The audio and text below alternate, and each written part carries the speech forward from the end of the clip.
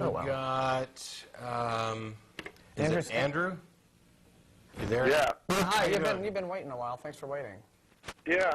I just want to say, I haven't been able to watch the show today, but I just watch them on the internet. I'm from Canton, Ohio, and it's funny that the girl that was just on, she like stole the words right out of my mouth about one of the first videos I saw was that guy asking why you don't die when the sun goes down, and why you don't get electrocuted if you have bioelectricity in your, that keeps you alive. And I just, like, she stole the words. I mean, I just thought that was the funniest thing in the world that anyone could really think that.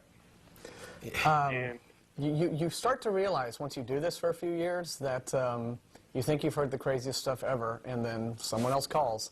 And I think that caller, if I'm remembering right, I don't do that well with names, but I think it was JR, and he called frequently. And the reason, one of the reasons why, it's very rare that we would go take action to block somebody from calling or say don't call again. But I always encouraged his calls, not because I was anticipating something that would be particularly funny or viewed as stupid, but because despite the fact that he seemed to lack some understanding in specific areas, he did seem at least partially open to asking the questions and having those questions addressed. And it's nice and a bit of a coincidence that those calls ended up on a YouTube clip that prompted so many other viewers. Yeah. But there are other people. I'm much more concerned, not so much about somebody who isn't up enough on science to know why you don't die when you get in the shower.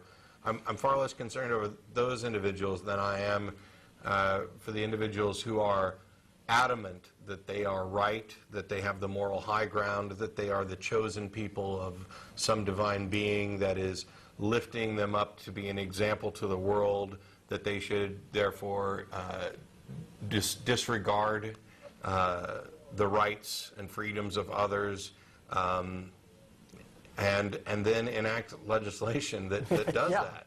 Those are the people I'm far more worried about. Right. The people who are teaching their kids things that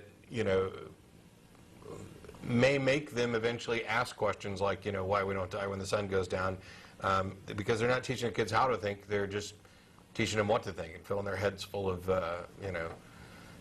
there's a magical being in the sky who loves you.